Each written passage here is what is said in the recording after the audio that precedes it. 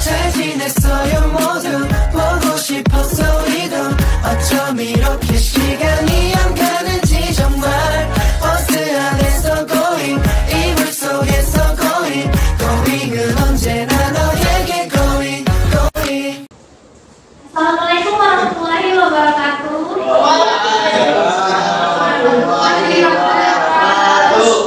Apa kabar anak-anak ibu? Alhamdulillah luar biasa. Allahu Akbar. Gimana liburannya kemarin nih? Kurang ada liburannya. Kurang bu. Liburan Masih kurang apa? kurang lama gitu pasti ya. Anak ibu hari ini kita akan belajar biologi lagi nih. Nah di kelas 10 kan sebelumnya kita udah mempelajari ilmu-ilmu dasar tentang biologi. Nah hari ini kira-kira ada yang tahu nggak sih materi kita apa?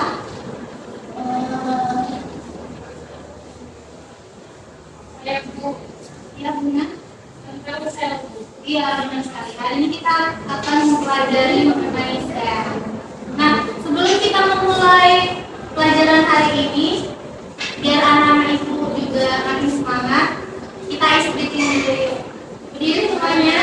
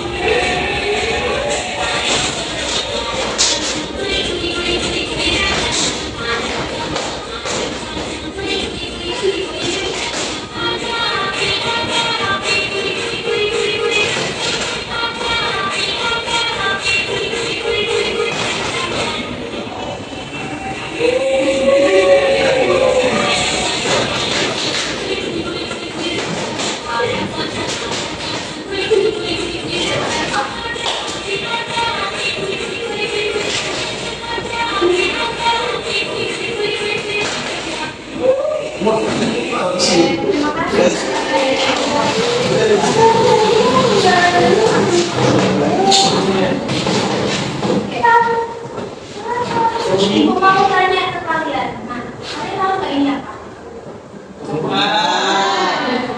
Kalau yang ini apa? Hewan. Apa perbedaan dari tumbuhan dan hewan? Ya, bentuknya udah beda. Lalu ada lagi nggak? Iya, tumbuhan nggak bisa gerak. Kalau misalnya hewan dia dapat berpindah tempat, ya kan? Iya benar. Kalau persamaannya apa? Makhluk hidup. Nah, kaitannya apa sih Bu sama materi kita hari ini? Nah, hari ini kita akan mempelajari mengenai sel. Nah, jadi kita hari ini akan mempelajari mengenai sel yang mana itu berkaitan dengan tumbuhan dan hewan. Nah, mungkin dari anak-anak itu ada yang tahu gambaran pembelajaran kita hari ini itu apa sih manfaatnya gitu? Ada yang tahu nggak? Saya bu. Silakan Bunga. Jadi tujuan pembelajaran pada hari ini yaitu yang pertama kita dapat mengidentifikasi struktur organel penyusun sel hewan dan sel tumbuhan. Yang kedua dapat menjelaskan fungsi organel sel hewan dan sel tumbuhan. Yang ketiga dapat menganalisis perbedaan antara sel hewan dan juga sel tumbuhan. Nah, benar sekali. Jadi tujuan kita mempelajari sel ini yaitu kita dapat mengetahui apa saja struktur penyusun dari sel tumbuhan dan hewan, lalu fungsinya, perbedaan antara struktur sel tumbuhan dan hewan.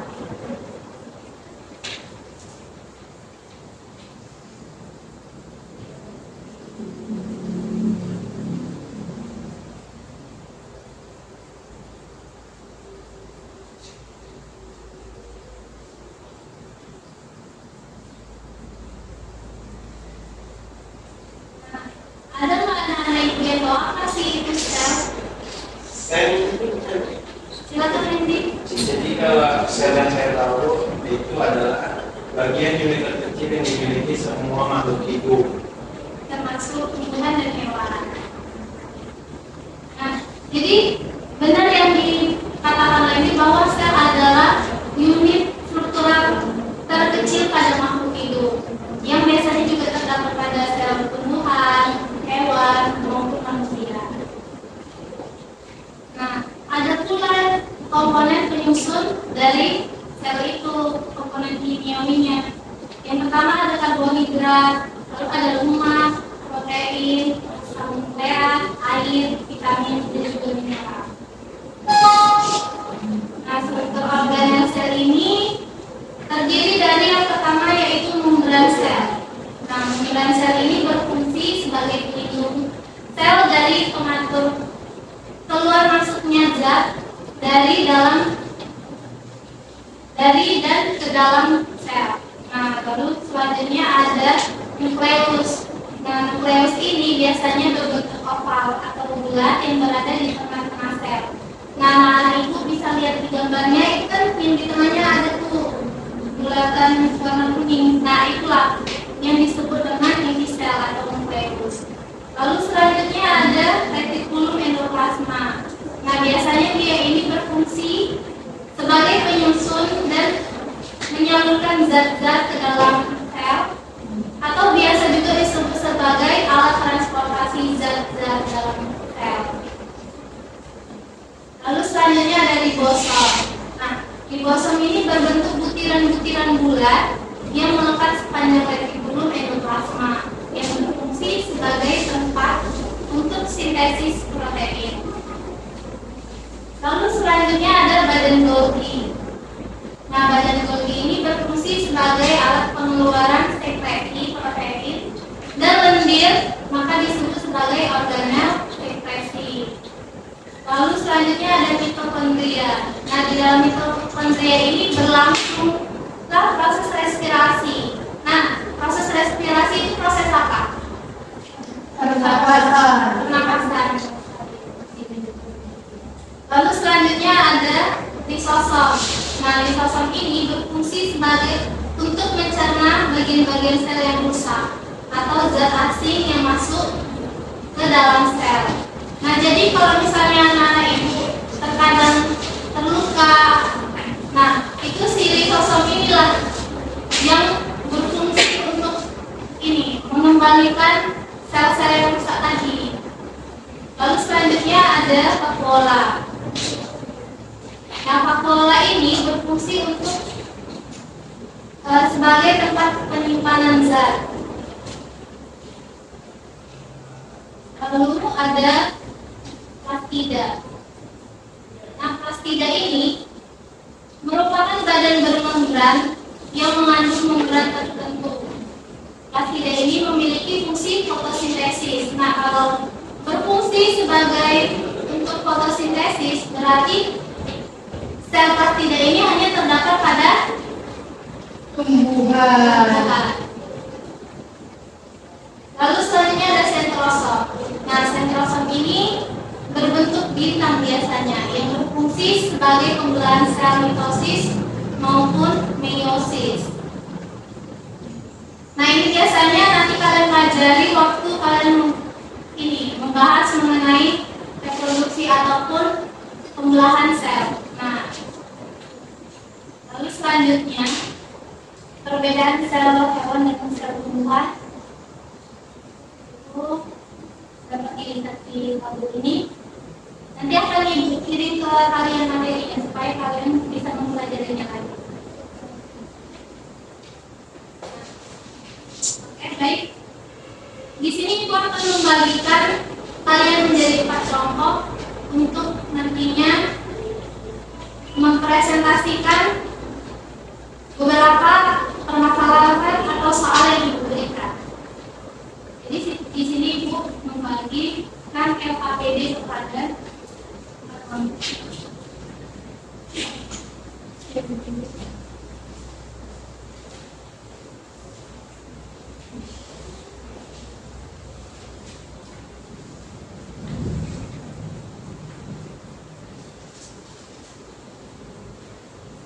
di situ anak-anak Ibu bisa lihat di bagian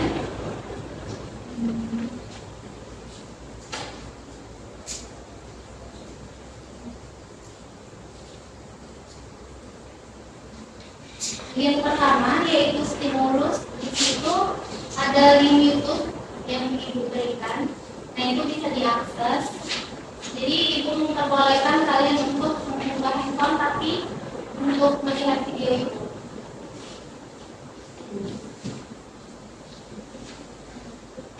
Lalu di situ ada identifikasi masalah. Nah, itulah yang soal-soal yang akan kalian kerjakan, yang nantinya dijawab di bagian pengolahan data.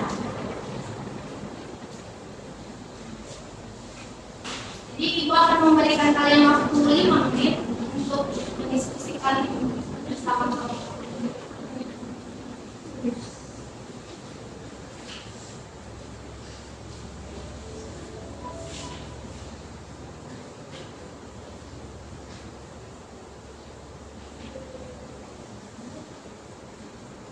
Kalau yang nggak bisa diakses videonya ini.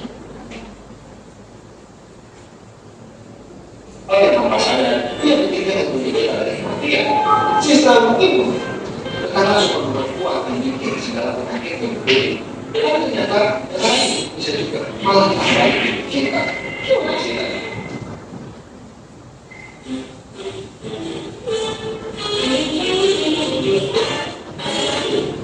Jadi kita punya kehidupan sel yang segini waktu orang mati.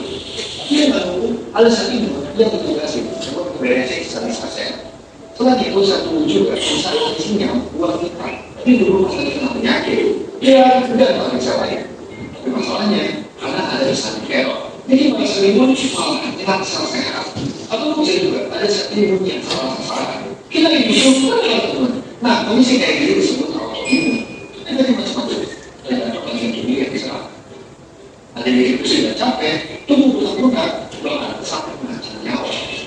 Oke, jadi apa? Penyebab penyakit dari kekerasan ada kemungkinan kondisi ini itu genetik dan bisa jadi ada juga hubungannya sama sel bentuk jenis kelamin ini. Soalnya itu mungkin berkuat menjadi beresiko kena, tapi sebenarnya para peneliti belum tentu pasti. Nah dia hanya menjadi autoimun terus meningkat. Beberapa ahli menilai kalau mungkin ini karena pola hidup yang semakin sehat. Jadi gini, kalau itu sembarangan kita lebih gampang infeksi kuman. Ini bisa bikin para sel itu bingung dan paksa. Dan lebih gilanya lagi, peningkatan ini mungkin kejadian karena pada saat ini udah mencapai melawan virus sama pandemi. Oke, tapi kalau tidak, kenapa nggak bisa jawabannya? Tapi penyakit masih belum ada obatnya. Jadinya dokter bakal fokus mendampingin dan mengurangi efeknya aja. Atau cara lainnya adalah dengan melawan saat imun biar nggak hilang saat dulu. Tapi saya yakin kalau pakai cara ini, soalnya tubuh kita jadi akan menjaganya. Selain itu, beberapa penyakit autoimun juga memang muncul setelah tubuh kita melewati kejadian besar yang bisa bikin kacau sistem imun. Misalnya kehamilan, penyakit parah, atau bahkan kehilangan anggota keluarga.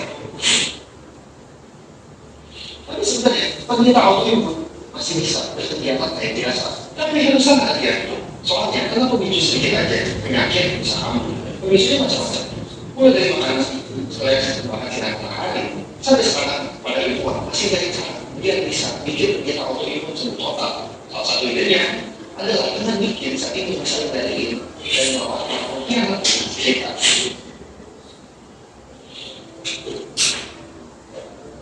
Oke, ini tidak cuma manusia yang bisa melakukannya sendiri, tapi salah satu juga bisa.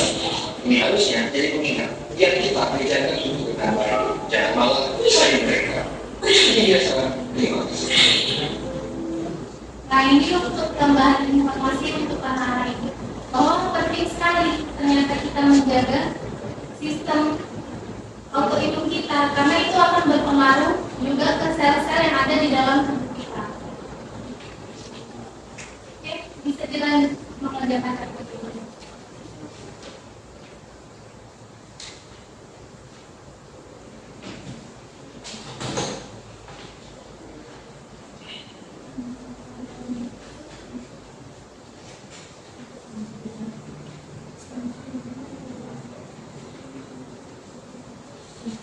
Ada yang sudah selesai mengerjakan RKPD-nya?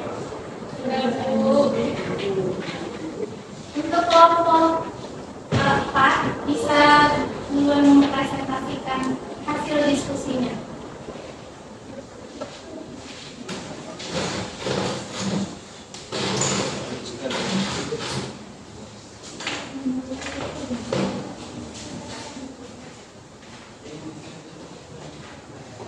Assalamualaikum warahmatullahi wabarakatuh. Waalaikumsalam warahmatullahi wabarakatuh. Di sini kami dari kelompok 4 ingin mempresentasikan hasil diskusi kami terkait tentang pengolahan data yang akan dibacakan oleh Kak Windy kepada Kak Windy. Saya persilakan. Jadi hasil diskusi kami yaitu pertama ada yang namanya organel sel, yang mana terdiri dari mitokondria, membran, badan Golgi, risosom, vakuola, dan kloroplas. Kemudian macam-macam bentuk sel itu, bentuk sel dapat berbeda tergantung pada jenis sel, yang mana terbagi menjadi dua, yaitu sel prokariotik dan sel eukariotik. Sel prokariotik itu bentuknya bulat atau batang dan membentuk koloni atau filamen. Sedangkan sel eukariotik itu bentuknya oval yang terdapat inti sel dan dapat membentuk yang lebih kompleks. Baik, terima kasih kepada kelompok 4. Kita berikan aplaus kepada. Lalu selanjutnya kelompok 1 mungkin bisa mempresentasikan hasil diskusinya.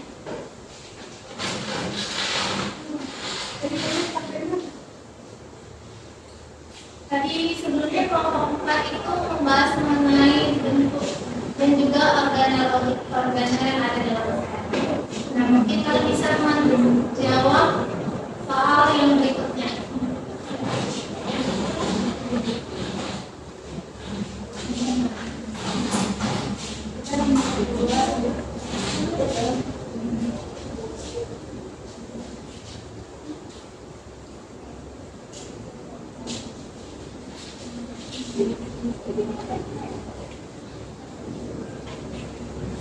Assalamualaikum warahmatullahi wabarakatuh.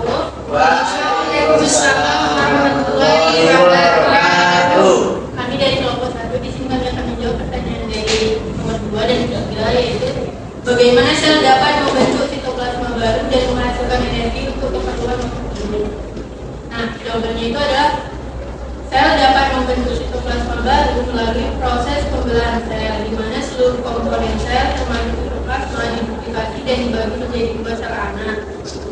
Sel mendapatkan energi untuk keperluannya melalui proses respirasi seluler yang terjadi di dalam mitokondria. Proses ini melibatkan pemecahan glukosa menjadi ATP atau adenosin trifosfat yang merupakan sumber energi utama bagi sel.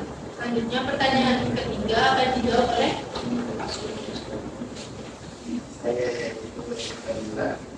Jadi yang ketiga itu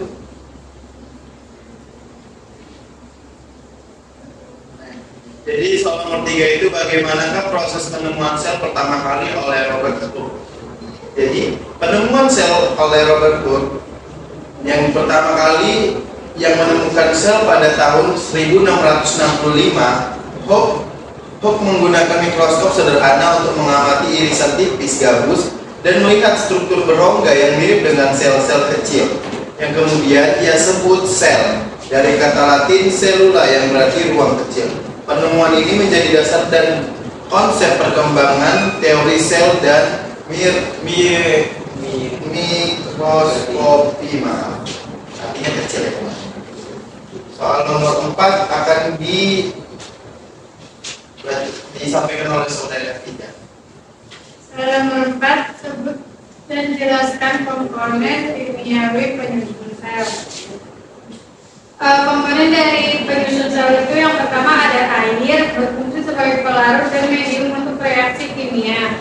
Kemudian ada protein, berfungsi sebagai enzim, struktur sel dan alat transportasi. Yang ketiga ada lipid, berfungsi menyusun membran sel dan menyimpan energi. Kemudian ada karbohidrat sebagai sumber energi. Selanjutnya ada asam nukleat berupa DNA dan RNA, mengandung informasi genetik dan berperan dalam sintesis protein. Kemudian ada garam dan mineral, berperan dalam keseimbangan osmotik, fungsi enzim dan struktur sel. Mungkin itu saja hasil diskusi kami. Kami tutup. Wassalamualaikum warahmatullahi wabarakatuh. Waalaikumsalam warahmatullahi wabarakatuh.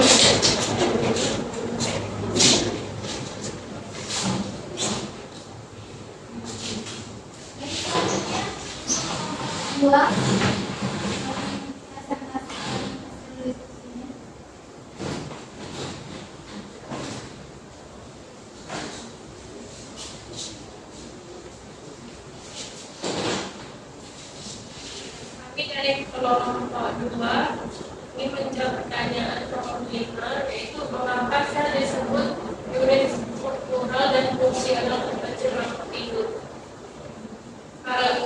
Sel disebut unit struktural dan fungsional terkecil makhluk hidup karena semua organisme hidup tersusun dari sel-sel.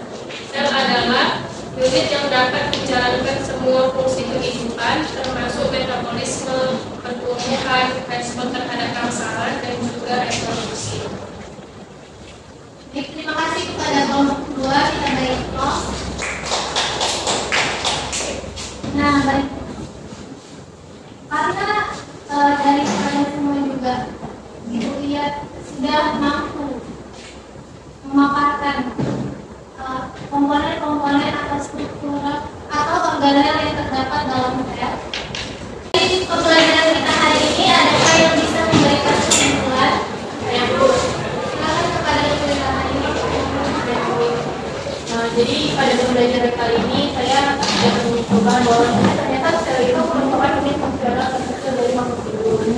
Nah, teori sel sendiri ini terdiri dari 3 fungsi. Yang pertama itu semua makhluk hidup tersusun atas sel-sel.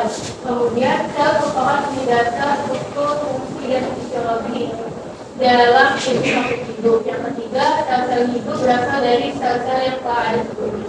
Nah, ini itu ada hidup. Terima kasih kepada Putri Rahayu. Mari kita beri aplaus kepada